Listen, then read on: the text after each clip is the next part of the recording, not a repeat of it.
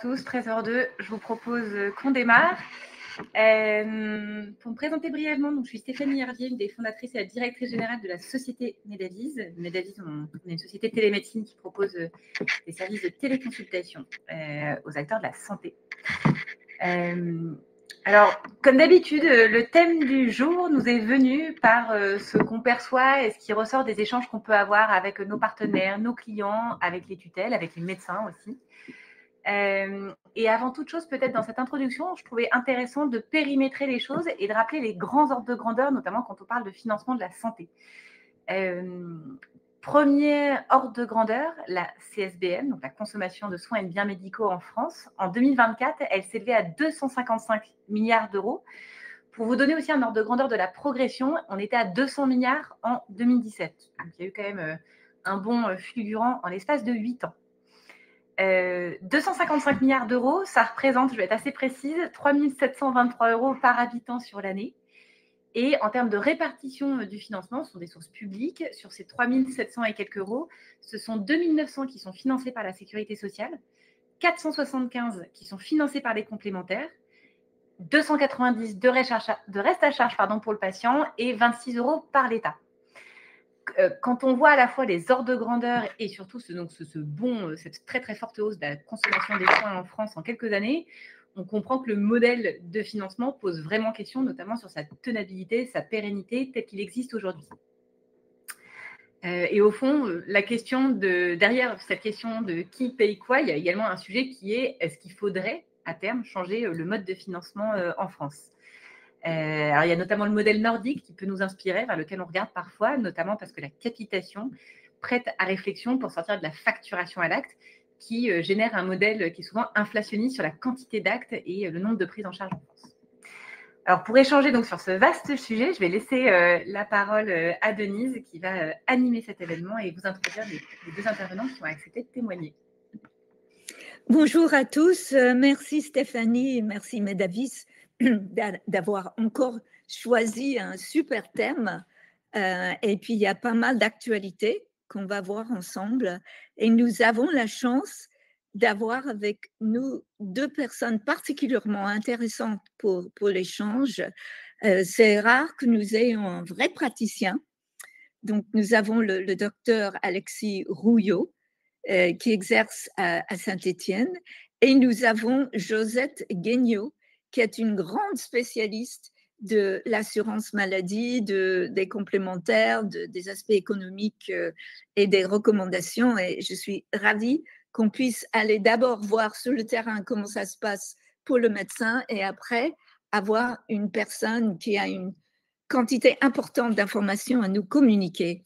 Donc, je vais commencer par Alexis en lui demandant simplement de nous décrire ce qu'il vit en tant que médecin dans un cabinet plutôt classique qui bénéficie de la notion de sécu mutuelle classique et de nous parler de sa casquette où il est coordinateur médical chez Ramsay Santé, sachant que Ramsay Santé, participant à l'expérimentation de l'article 51, a des lieux qui, depuis plusieurs années, vivent la capitation. Donc, il va nous expliquer la différence de la relation médecin-patient système de santé dans les deux scénarios. Et c'est un scoop, il nous a dit qu'il a une petite préférence de qualité pour l'autre scénario. Donc, allons-y, Alexis. Oui, bonjour, Alexis Rouillot, je suis médecin généraliste. Je travaille actuellement dans un centre de santé Ramsay à Saint-Étienne, qui est un centre de santé à financement classique à la consultation. Je travaille sur un temps partiel dans ce centre de santé et résultant, j'assure la coordination des centres de santé Ramsay au niveau national. Dans ces centres de santé, il y en a 5 qui expérimentent la capitation, donc le financement par capitation, 3 en région Auvergne-Rhône-Alpes et 2 en région parisienne. Donc, moi, j'avais avant une activité libérale classique, on va dire, en milieu semi-rural. J'accompagne Ramsay sur les soins primaires depuis le début de leur aventure, ou presque. Au début un tout petit peu, puis de plus en plus, et puis maintenant complètement. Et voilà, donc j'ai cette double casquette, on va dire, à la fois les mains dans le cambouis au moins 2 jours par semaine et le résultant de la coordination des centres de santé avec deux modes de financement qui sont assez différents. Les 5 centres à capitation qui expérimentent ce modèle et puis les centres à financement classique. Et lorsque vous êtes dans votre centre classique, vous avez dit, lorsque nous avions parlé, que vous trouvez que la qualité ne peut pas être optimale. Donc, tout le monde sait comment fonctionne un cabinet classique. Où voyez-vous les failles de qualité ou de la relation avec le patient dans votre centre classique, sans encore faire référence à l'autre?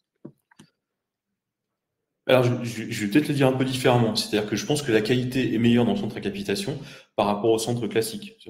Je n'ai pas l'impression de faire de la mauvaise qualité dans mon centre actuel. La limite, c'est que le financement à la facturation classique, implique en fait quasiment systématiquement que chaque besoin de soins se traduise par un contact avec le médecin. Ce qui est très limitant puisque ça échappe à personne. Il y a de moins en moins de médecins en France, ou en tout cas ils sont de moins en moins disponibles, et il y a une demande de soins de plus en plus importante. Donc faire passer chaque demande de soins par un contact avec le médecin est déjà compliqué et va devenir rapidement impossible. Donc l'avantage du système à capitation, c'est que comme on constitue en quelque sorte une équipe de soins, le soin peut être dispensé par différents intervenants. Et c'est ça qui permet en fait d'avoir une qualité de prise en charge supérieure, à mon sens. N'y a-t-il pas aussi une question de suivi dans le cabinet classique? C'est vraiment à la demande du patient, alors que dans l'autre situation, il y a plus un rythme qui intègre la prévention. Tout à fait, ouais. Bah, la prévention, de toute façon, ça a toujours été le parent pauvre du système de consultation classique. C'est-à-dire on est paramétré, on est calibré pour être sur du soin, sur l'acte thérapeutique. L'acte de prévention est beaucoup moins mis en avant dans le système classique à consultation. En fait, malgré tout, hein, chaque patient qu'on rencontre en consultation, on passe toujours un message de prévention, de dépistage, etc. Mais ça vient, j'allais dire, en complément de la consultation classique. Alors, on n'a pas défini le terme capitation. Comment est-ce que vous le définissez, vous qui êtes médecin et pas économiste? De façon, je pense qu'il faut le voir de façon très simple, c'est-à-dire que le fonctionnement dans nos centres, c'est que chaque patient qui s'inscrit dans le centre de santé déclenche un forfait annuel, donc qui est versé une fois par an. Enfin, c'est un peu schématique.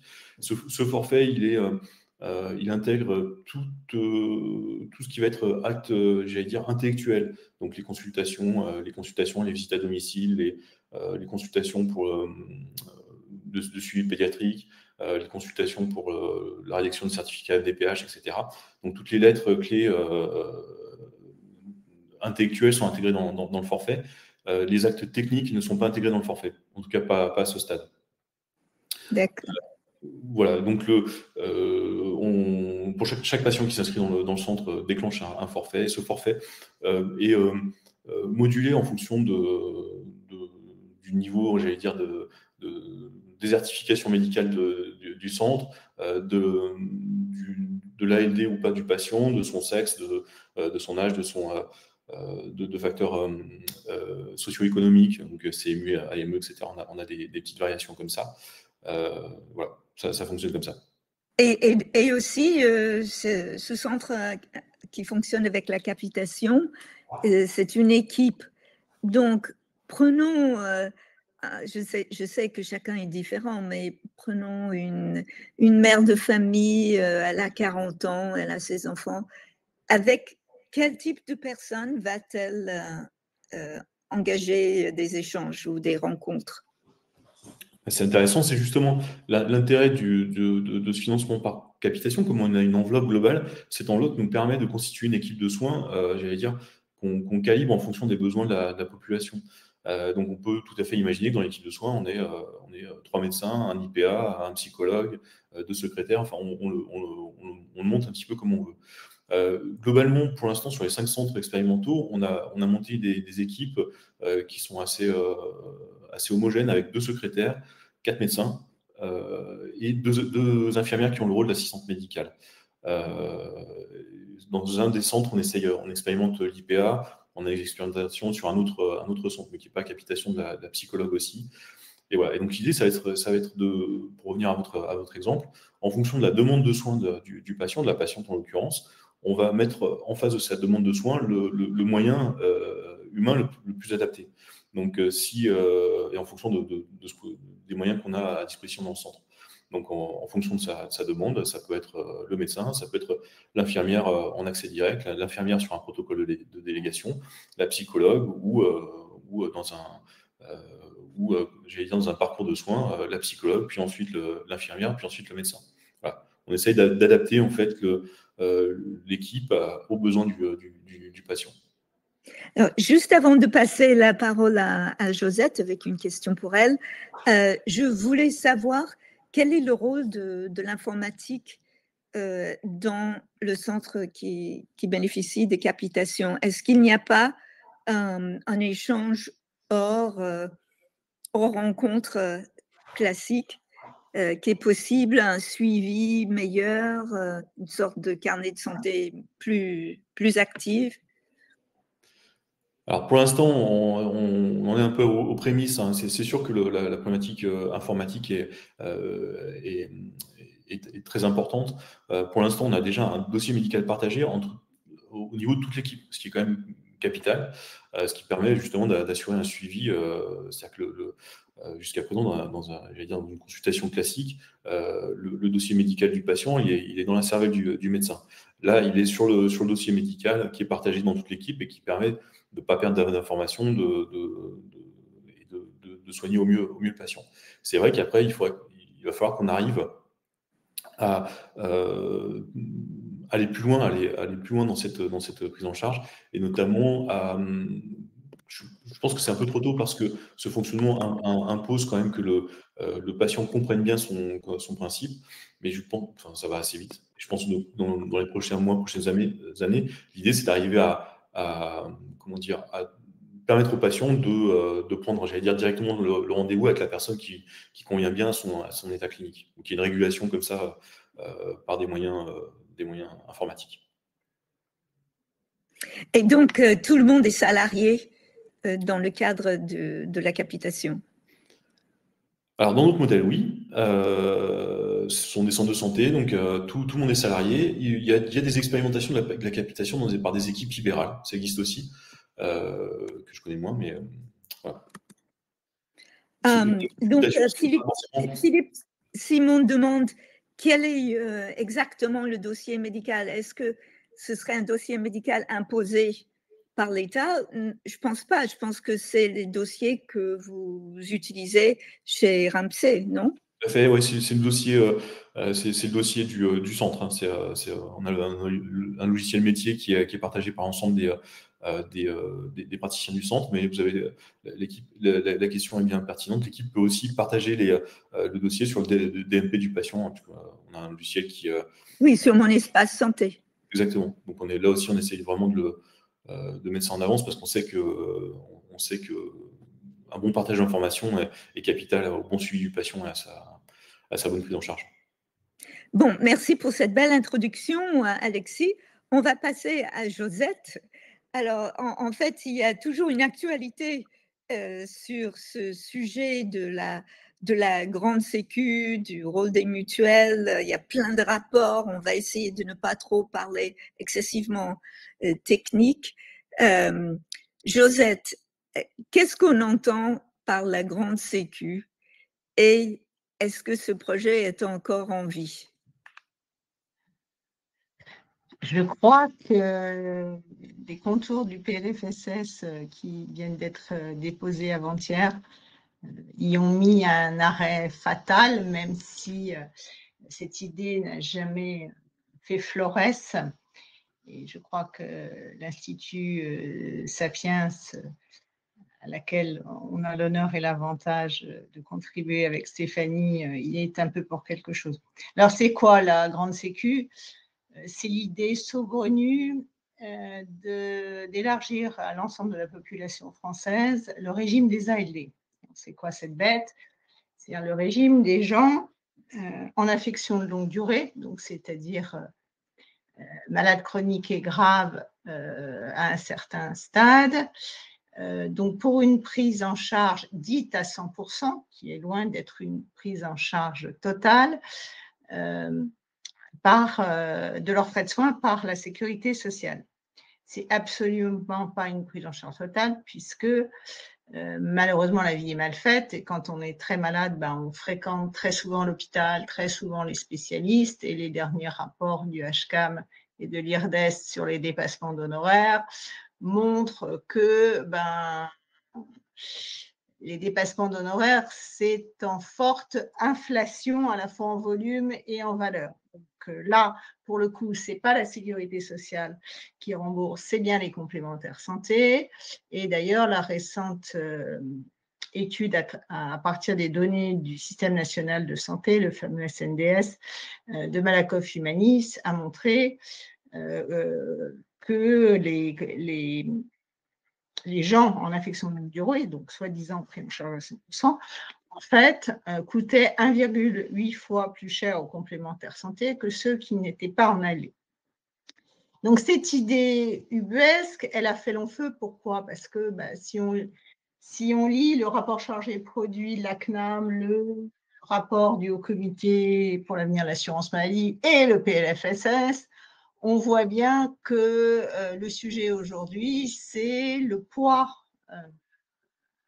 humain, avant tout, déjà, mais du coup aussi financier de ces fameuses personnes et surtout de leurs soins donc en ALD dans le budget de la sécurité sociale et avec une incapacité, mais ça on l'avait vu depuis très longtemps à l'Institut Sapiens, une incapacité de pouvoir y faire face pour l'avenir. Déjà, on le voit bien avec les déficits, on n'y arrive pas, mais alors demain, avec le vieillissement de la population et son corollaire, qui est l'incidence et la prévalence des maladies chroniques, alors en plus, pour un phénomène qu'on a du mal encore à expliquer aujourd'hui, mais un certain nombre de pathologies, notamment le cancer, qui commence à avoir une incidence importante, y compris chez jeunes.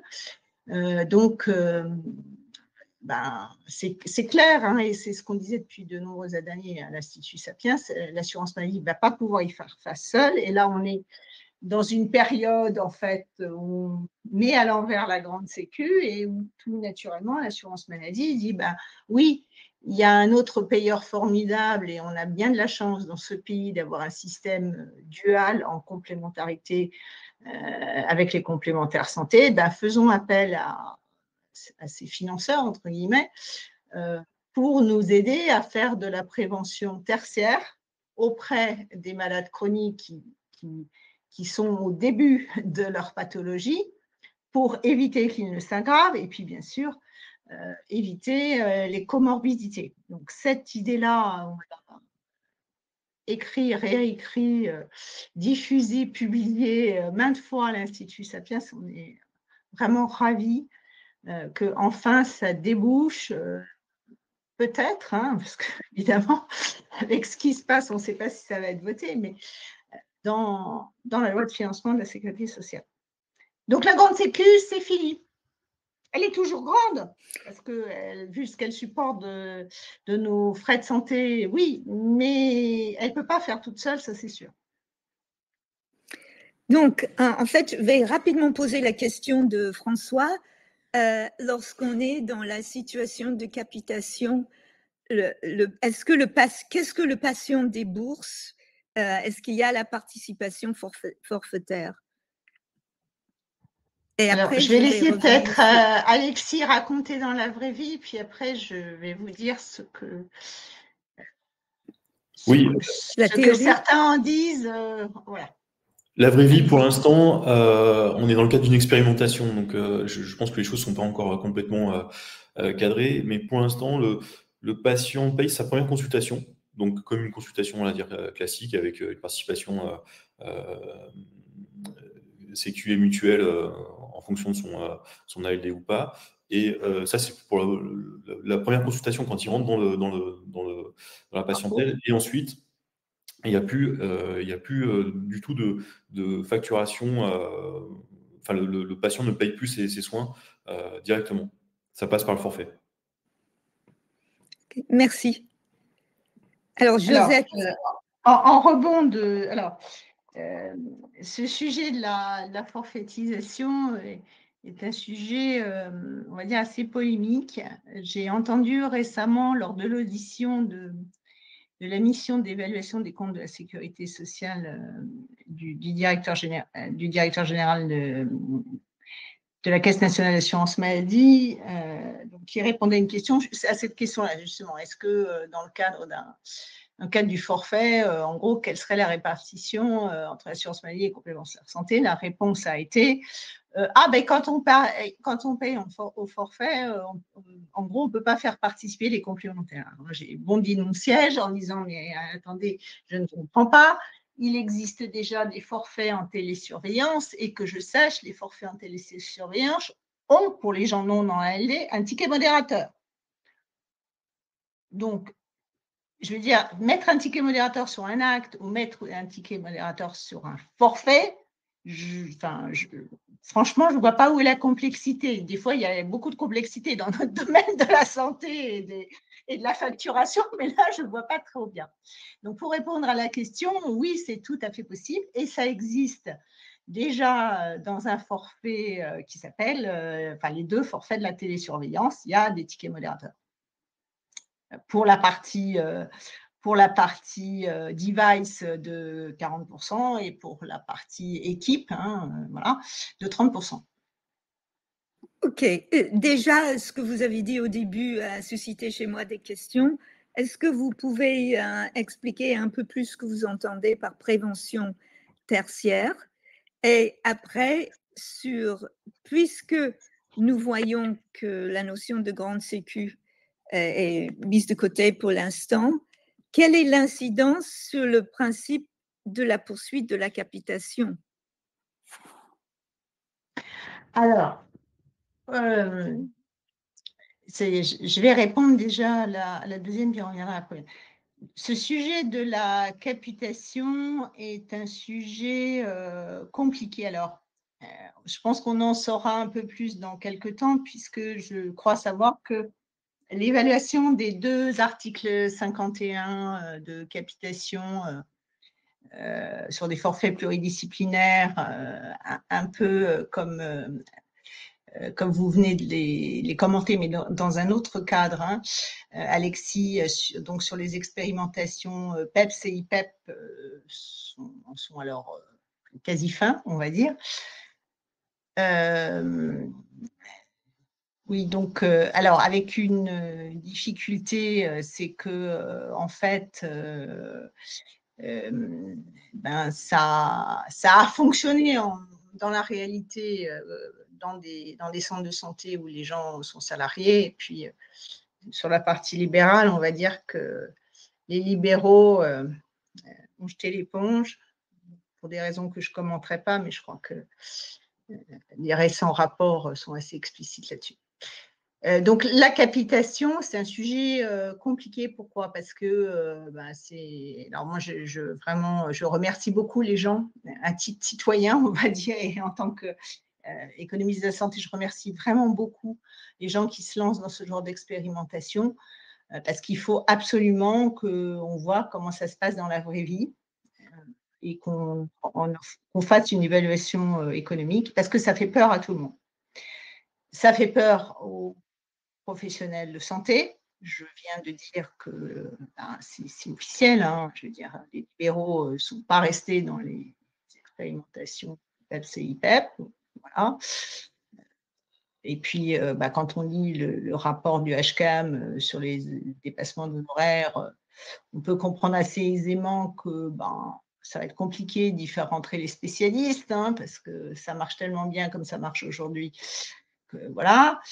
Ça fait aussi un peu peur, je pense, hein, à l'assurance maladie, parce que, et c'est pour ça qu'il y a ces expérimentations, parce que on sait combien on perd et combien il y a de déficit dans le système de paiement à l'acte, où le poids des ALD, par exemple, est un truc où vraiment on va s'enfoncer dans le mur, on n'en sortira pas si on continue à payer à l'acte, hein, c'est évident, tellement c'est un tsunami. Mais le saut dans le vide de la capitation, est-ce que ça va coûter plus ou moins? Est-ce qu'il va y avoir des biais? Ça, oui, il faut expérimenter pour le savoir. Et puis, côté complémentaire santé, aujourd'hui, tout est fait pour faire du remboursement en complément de la Sécu à l'acte, hein, même si il y a ce fameux forfait que je viens de décrire.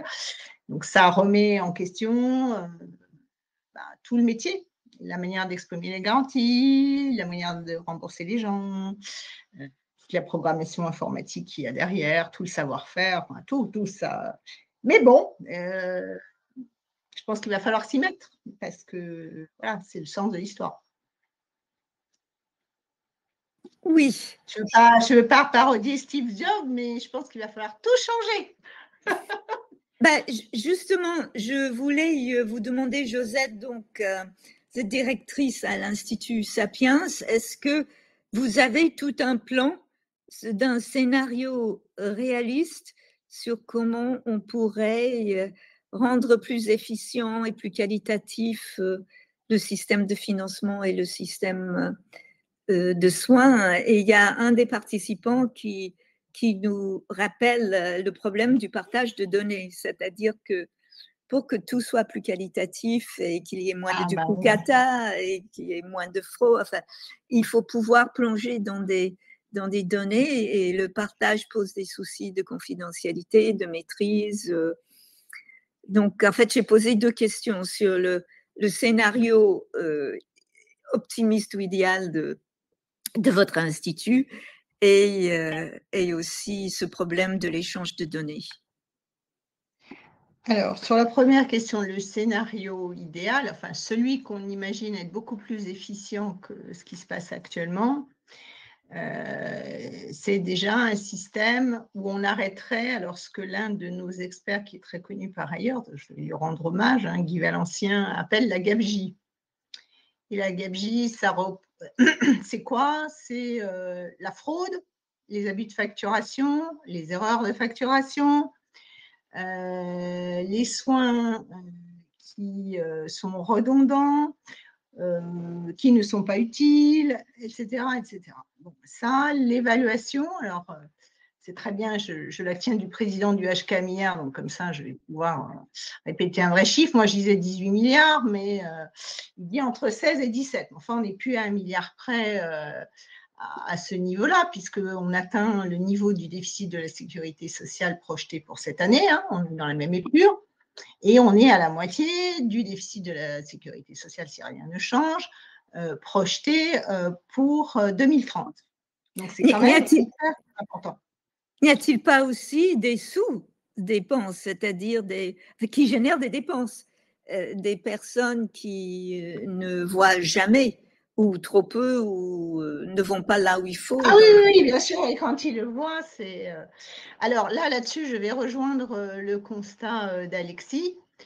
Nous, notre deuxième grande idée, l'Institut Sapiens, c'est de pousser au maximum ce qu'on appelle le transfert de responsabilité, que certains appellent la délégation de tâches. Enfin, que je sache, les auxiliaires médicaux ne sont pas des tâcherons, loin de là. Et donc, c'est ce que j'ai compris, Alexis, que vous pratiquiez hein, dans votre expérimentation. Alors, on a beaucoup soutenu la loi de notre actuel ministre de la Santé, on en est très fiers, hein, on a beaucoup soutenu la loi infirmière et on est en plein soutien de, enfin, qu'on ait un décret qui ressemble à quelque chose et qui soit la traduction de la volonté de parlementaire sur l'accès direct aux infirmières, hein, parce que bon… parce que oui, enfin, vous l'avez dit, hein, Alexis, je veux dire, les Français, ils ont un besoin d'accès aux soins Et sans paraphraser le président de France Asso Santé, mais quand même, il le disait, hein, il a dit devant moi, si les Français ont besoin d'accéder aux soins, si c'est par un médecin, tant mieux. Si c'est par un autre professionnel de santé, tant mieux aussi. Donc, voilà. Et ça fonctionne comme ça dans plein d'autres pays. Que je sache, il n'y a pas un taux de mortalité tel. Puis, qu'est-ce qu'on n'a pas entendu sur la vaccination par les pharmaciens, les sages-femmes, les infirmières? Maintenant, ce n'est même plus un sujet. Enfin, faut arrêter les bêtises. Dire les combats d'arrière-garde et les réactionnaires de certains. Voilà, ça suffit. Voilà, donc ça, c'est la deuxième grande idée.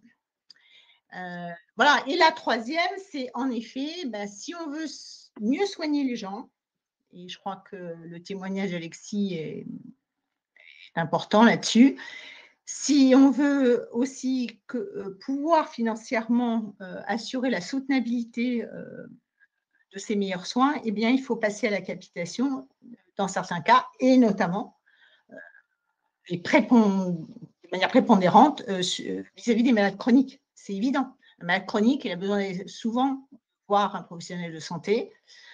Le paiement à l'acte est complètement contre-productif, économiquement et aussi en termes de suivi. Voilà, parce que vous le disiez très bien, Alexis, le suivi est bien mieux fait quand on est en équipe coordonnée avec une capitation. Donc, si le sujet humain et médical et économique, c'est les malades chroniques, et tout le monde est d'accord quand même là-dessus, eh bien, faisons ce qu'il y a à faire et passons en effet à cette capitation. Super, très bien, Josette. On va voir maintenant avec Alexis, parce qu'il y a une question très intéressante qui est, je pense que vous avez l'exemple concret des différents centres en capitation. La question est, est-ce que la capitation ne concerne que les patients en bonne santé, puisque les actes techniques sont exclus? Cette question, elle est fascinante. C'est la bonne question, en fait. Je vais le voir plutôt dans l'autre sens. L'objectif, quand on a un financement par capitation, c'est qu'à terme, on ait des patients en bonne santé. C'est incroyable de le dire comme ça, mais pour que ça fonctionne bien et que ce soit, j'allais dire, rentable pour tout le monde, le forfait étant contraint, il faut qu'on ait des patients qui consomment le moins possible de soins, en quelque sorte. Donc, qu'ils soient en bonne santé. La problématique qui est là pour l'instant, c'est que nous, particulièrement dans le groupe Ramsay, les centres que nous avons créés ex nihilo, avec un forfait qui est probablement pas tout à fait adapté à des patients qui n'avaient pas de suivi pour certains depuis plusieurs années. C'est-à-dire qu'on a des patients qui ont une consommation de soins quand ils rentrent dans l'expérimentation qui est plus importante qu'un patient, j'allais dire, lambda. Au bout de quelques temps, on commence à avoir un petit peu de recul, on se rend compte que les patients sont en meilleure santé, donc consomment moins de soins de façon globale, et en tout cas moins de soins médicaux. C'est-à-dire qu'ils ont un suivi qui pourrait être fait par l'IPA, qui pourrait être fait par l'infirmière en délégation. Je vous rejoins, Josette, délégation de tâches, c'est pas très joli, mais c'est comme ça qu'on dit. Et voilà. Donc c'est un système qui j'en suis convaincu, est vertueux, puisque ça nous incite à avoir des patients en bonne santé.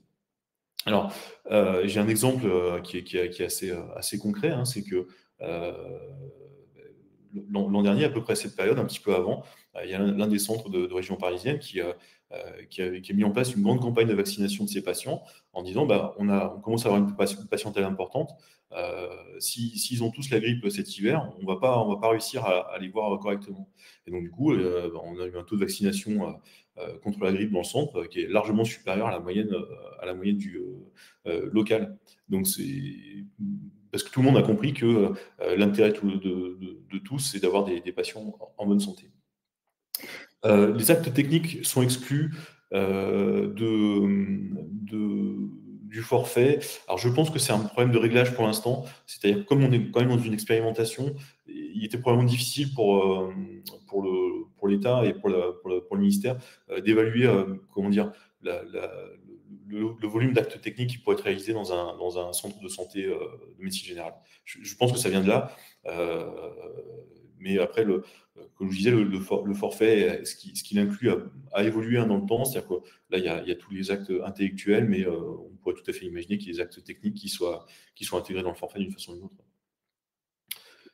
Dernière question. Mais si on prend l'exemple de quelqu'un qui est né diabétique, donc de type 1, qui arrive dans le centre, bon, vous pouvez l'aider à aller au mieux, mais cette personne aura toujours un diabète et aura besoin de temps en temps d'examens techniques. Bien sûr. Non, bien sûr. Mais comment dire, le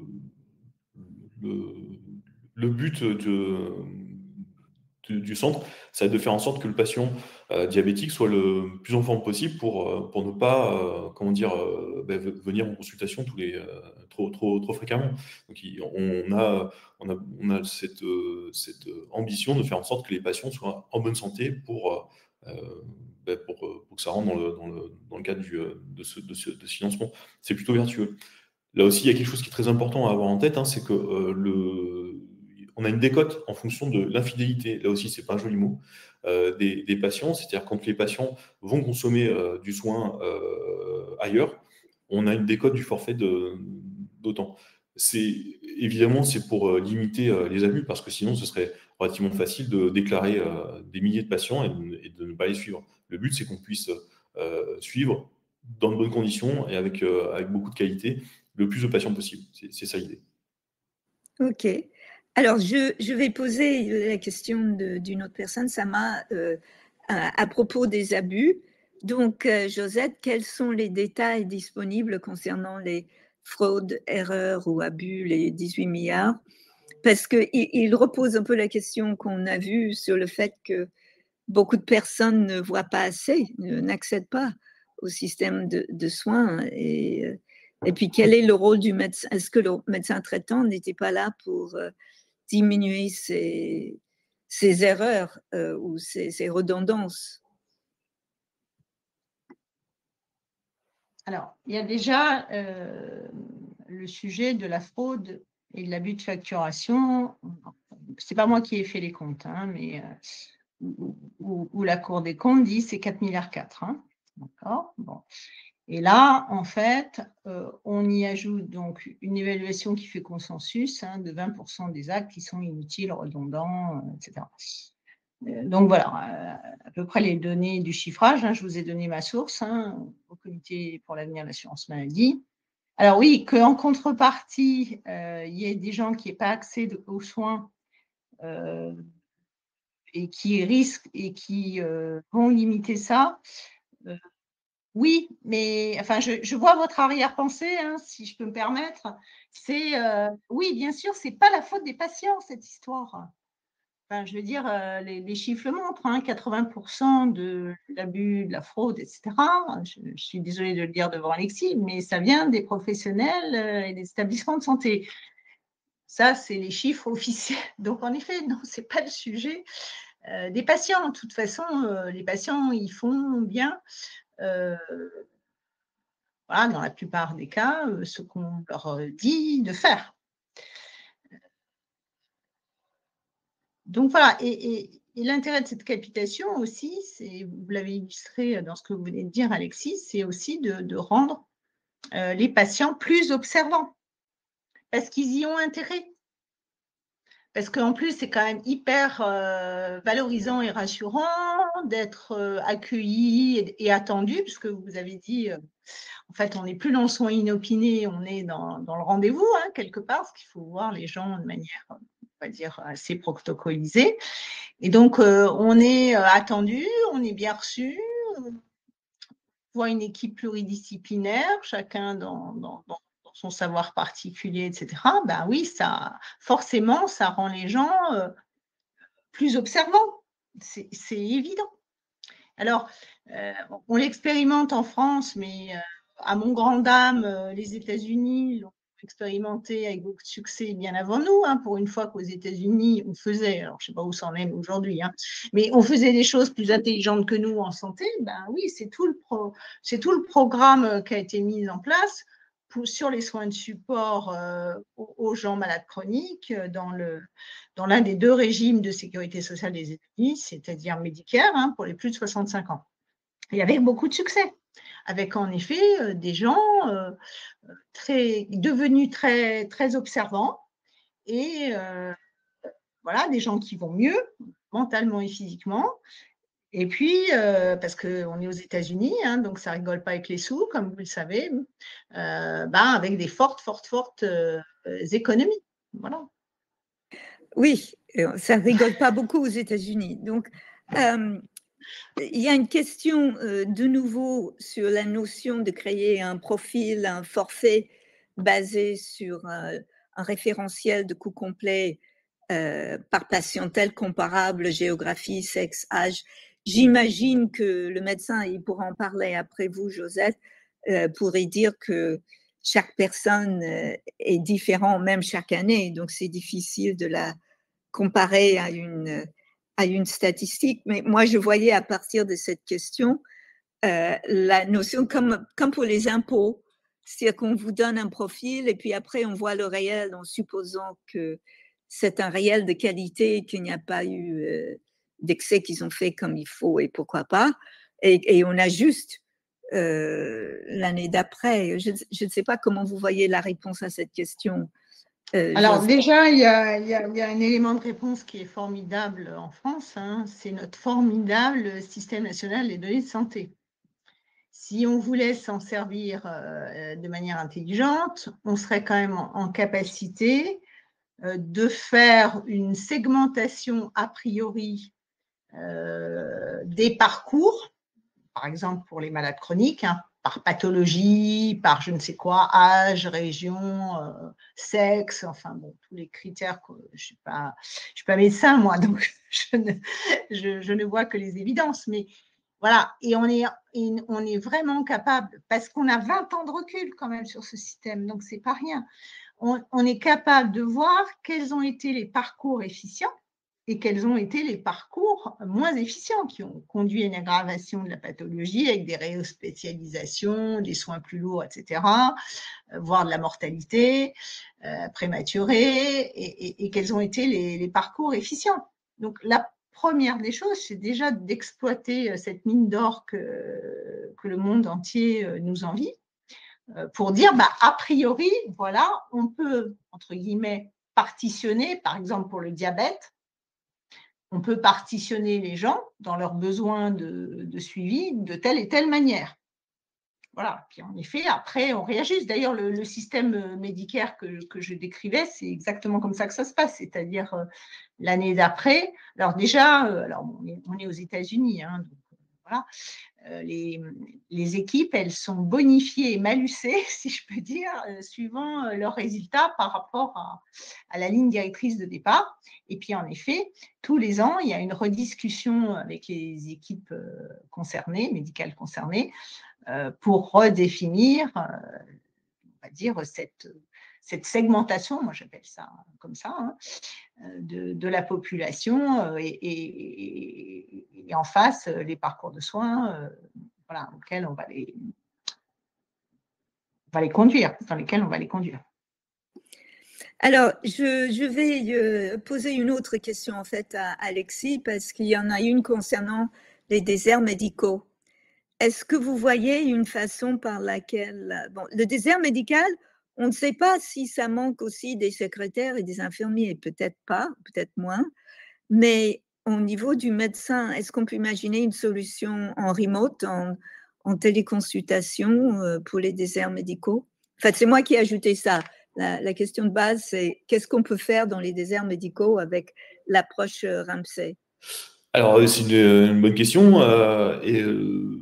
Les 5 centres qu'on a créés là, qui font l'expérimentation et la capitation, sont dans des déserts médicaux. C'était une condition du ministère pour qu'on monte l'expérimentation. Donc, on est dans des zones qui vraiment désertiques. Alors, c'est du désert médical urbain ou de petites villes. On est d'accord, on n'est pas dans du rural profond, mais on est vraiment dans des déserts médicaux. Le centre de Pierre-Latte, hein, il y a 15 000 habitants, il restait un médecin et demi, je crois, quand on est arrivé. Donc vraiment, là, c'était très, très, très, très compliqué. Donc ça rajoute une complexité lors du démarrage des centres, hein, donc des patients qui n'étaient pas suivis depuis très longtemps. Donc voilà, nous on l'expérimente en fait dans des déserts médicaux. Si la question c'est plutôt ruraux, non pas pour l'instant, mais je ne vois pas pourquoi ce serait pas adaptable en ruralité. Il n'y a pas de raison. Est-ce que vous pensez qu'on pourrait, grâce au fait qu'il y a une équipe, qu'il y a une nouvelle approche, attirer des médecins qui vivent aujourd'hui ailleurs L'exercice coordonné, de toute façon, un exercice en équipe, c'est pas que la capitation qui le permet, mais on sait très bien que les médecins s'installent plus facilement quand il y a une équipe qui fonctionne. Que ce soit une équipe libérale, une MSP ou un centre de santé, c'est plus facile de s'installer quand on n'est pas tout seul, ça c'est certain. Et puis, clairement, en plus, je pense que c'est un non-sens de s'installer tout seul. C'est extrêmement dangereux pour la santé de tout le monde, en particulier pour la santé du médecin. Donc oui, ça faciliterait certainement l'installation des praticiens. Est-ce que c'est la capitation? Je pense que c'est plutôt l'équipe qui le permet. La capitation permet l'équipe aussi, donc c'est un petit peu le serpent qui se mord la queue. Très bien. Alors, Josette, j'ai une assez longue question sur la place des mutuelles, payeurs aveugles historiques. S'ils payent une quote-part du forfait, quelle contribution autre que financière? L'évolution vers la capitation ne ferait pas progresser la capacité des complémentaires à intervenir pour les fameuses actions de vertu préventive. Que peut-on imaginer c'est de nouveau la question du partage des données en partie. Comment pourrait-on favoriser un contexte par lequel les mutuelles peuvent plus pleinement participer à la prévention? Il faut des données. Alors, je vais revenir sur mon sujet du rôle des complémentaires et de la difficulté de la capitation. Enfin, de toute façon, aujourd'hui, elles sont payeurs aveugles dans le paiement à l'acte, puisque, au cas où certains d'entre vous ne le sauraient pas, mais le degré de granularité et de précision de l'information reçue par les complémentaires santé n'est pas le niveau de l'acte. Donc, de toute façon, elles ne savent pas ce qu'elles paient. Où le partage, hein, la complémentarité pour régler un forfait pourrait être plus intéressante, c'est que un forfait, et Alexis l'a illustré, en fait, ça regroupe un certain nombre d'interventions, hein, techniques et ou intellectuelles, voilà. Et que donc, pour se mettre d'accord, il faut en discuter et donc s'appuyer sur les données, hein, comme je le disais, notamment a priori les données du SNDS, pour discuter de qu'est-ce qu'on met dans le forfait, combien ça doit être rémunéré et au bout, dans notre histoire, là, qui paye quoi entre l'assurance maladie et complémentaire santé. Et puis, donc, tous les ans, si c'est bien fait, en fait, on revient autour de la table, regarde ce que ça a donné dans la vraie vie, toujours à travers les données, puis aussi, je crois, à travers un dialogue constructif avec les professionnels de santé qui l'expérimentent, ou on l'espère un jour de manière générale. Et puis, on rediscute, et puis, comme je dis, on tune les choses, hein, on réajuste le montant du forfait, la répartition entre les uns et les autres, s'il faut. Et tout ça, vraiment, je pense, les expérimentations étrangères et les expérimentations en cours, et notamment celles que Alexis décrivait en France, montrent que non seulement, qu'on va dans le bon sens, on soigne mieux les gens et en plus, on les soigne quand même pour moins cher. C'est quand même idéal, hein. Donc, voilà, on sera certainement moins aveugle qu'avant, côté complémentaire. Si l'on est exigeant dans ce partage qui est annoncé dans le projet de loi de financement de la sécurité sociale, je crois que c'est l'article 9, pour ceux qui voudraient s'y référer, parce que il faut être exigeant pour dire on regarde l'ensemble des données du SNDS, on regarde comment ça marche, voilà. Et ce serait nominatif. C'est les rôles. Pardon ? Ce serait nominatif, ce partage. Ah non, les données du SNDS, c'est des données anonymisées, voilà. Ils ne sont même pas pseudonymisées, ils sont totalement anonymes. Non, moi, ça me sidère toujours, merci Denise de me donner l'occasion d'en parler, mais ça me sidère toujours cette espèce de peur, comment dire, donc j'appelle naïve pour rester poli, du grand méchant loup de la complémentaire santé qui veut savoir dans quel état de santé vous êtes. C'est interdit par la loi. Voilà. Voilà. Le RGPD, c'est du pénal. Donc, je suis désolée, mais personne dans le milieu professionnel de mes clients n'a envie d'aller en prison, je vous assure. Ils n'aiment pas tous les oranges, d'ailleurs. Donc, c'est interdit. Donc, ça ne sera pas fait. Le sujet, c'est vraiment de regarder les données anonymisées. Parce que pour évaluer des risques, parce que c'est quand même le métier de l'assurance, ça devrait être le métier de ce qui s'appelle l'assurance maladie. Pas sûr que ça le soit trop aujourd'hui, mais c'est le métier des assureurs. Pour évaluer des risques, il faut des données, mais sur des grands nombres. Donc, les données anonymisées, c'est parfait. On n'a pas besoin d'avoir les données personnelles. Vraiment pas. De toute façon, c'est interdit par la loi. Je pense que ça répond à plusieurs questions parce qu'il y a une personne qui pense que la MGen, cette personne a entendu que la MGen pouvait utiliser des données. Et puis, il y a une autre personne qui propose que les CPAM puissent surveiller les dépenses de chaque patient, l'évolution de pathologie et éviter le nomadisme, mais je ne vois pas comment on peut faire ça en anonyme. Alors, sur le premier sujet, ça m'étonnerait, mais je ne sais pas d'où vient cette information-là relative en plus à une complémentaire santé particulière. Je ne vois pas du tout. Sur la deuxième, qui est quel est le rôle pour les CPAM aujourd'hui, quel est le rôle, sur la gestion du risque, parce que qui dit assurance maladie dit normalement métier de gestion du risque, c'est sûr que on peut mieux faire. C'est pas alors jeter la pierre, je ne dis pas que c'est simple, mais notamment sur la lutte contre ces fameuses fraudes et gabegies, c'est évident qu'on peut mieux faire.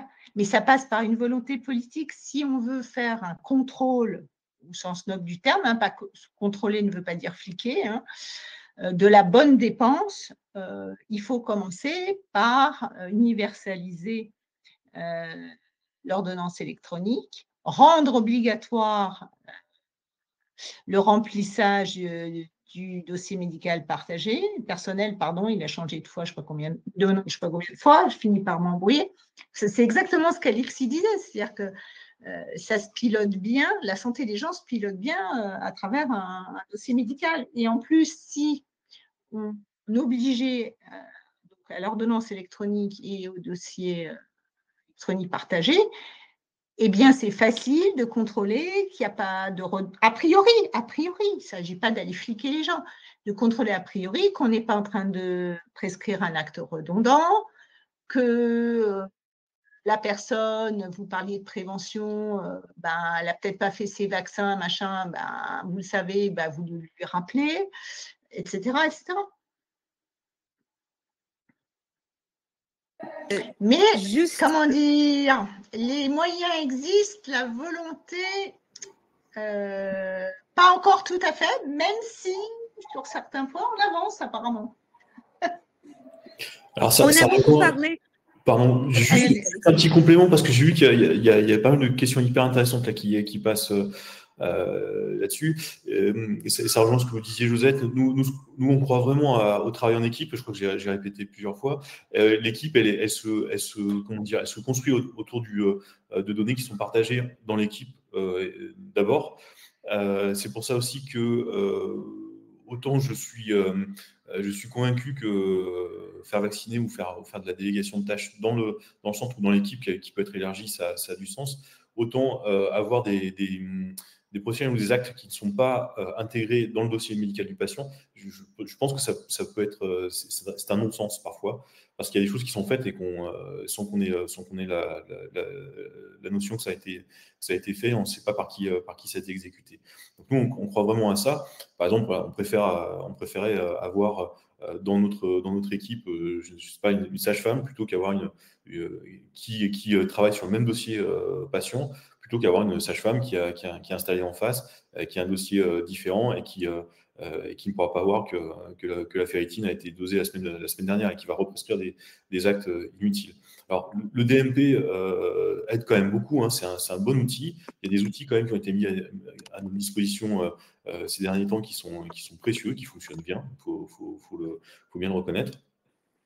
Mais ouais, on croit quand même vraiment à l'équipe et ça répond aussi à la question sur le médecin traitant. Le médecin traitant existe toujours, hein, dans le système à capitation, mais on parle plus de, j'allais dire, ce qu'on propose aux patients, c'est de dire qu'en fait, c'est le centre qui a le rôle de médecin traitant et le docteur Rouleau sera son médecin référent. C'est un peu différent, ça permet de lui garantir que c'est le centre qui va le soigner et que voilà, c'est un peu la différence. Oui, donc j'ai juste une toute petite question pour Alexis avant de passer la parole à Stéphanie pour conclure, puisqu'on essaie vraiment d'être à l'heure suisse presque.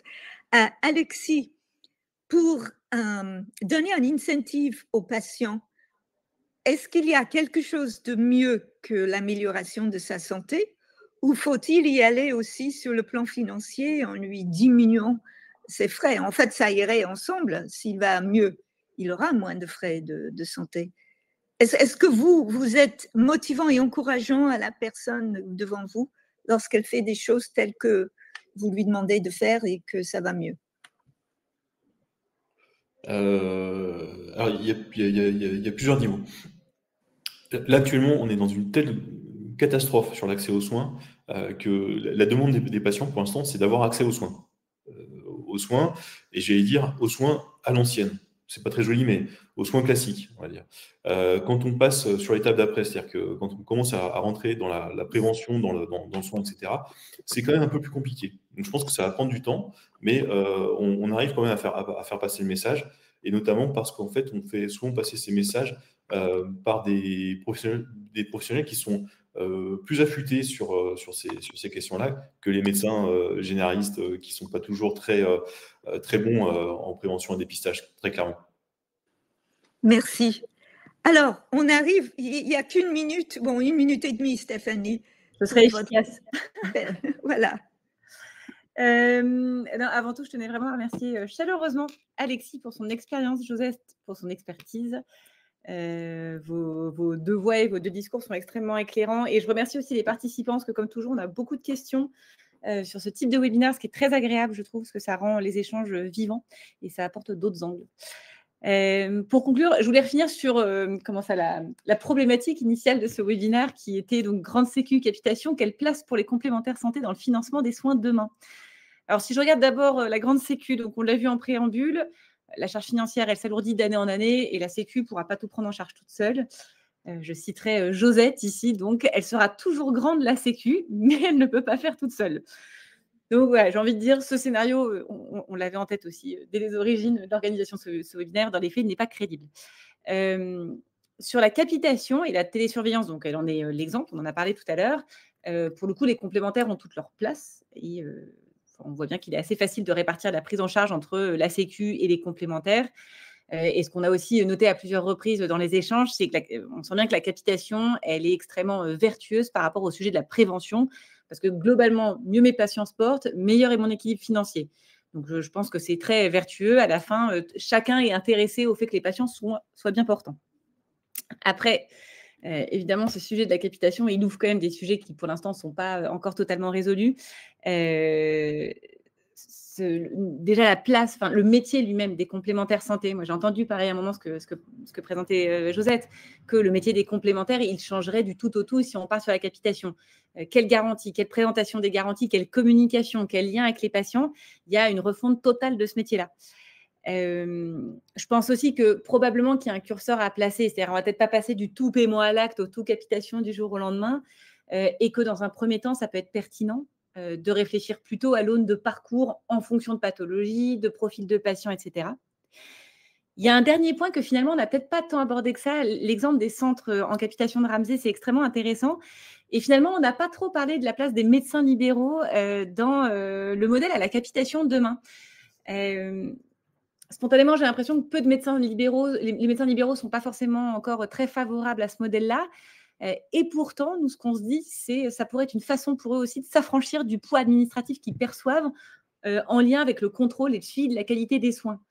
Donc déjà, parce qu'eux-mêmes, ils devront se poser la question de la prévention dans ce qu'ils apportent aux patients. Et on peut se dire aussi qu'ils pourraient intégrer plus facilement la notion de travail en équipe de soins et, pour reprendre une terminologie peut-être pas très jolie, mais cette notion de délégation de tâches. Voilà pour la conclusion. Je vous remercie encore Denise, Alexis et Josette, et je vous remercie à toutes et tous participants de vous être connectés cet après-midi. À très bientôt. Merci beaucoup. Merci.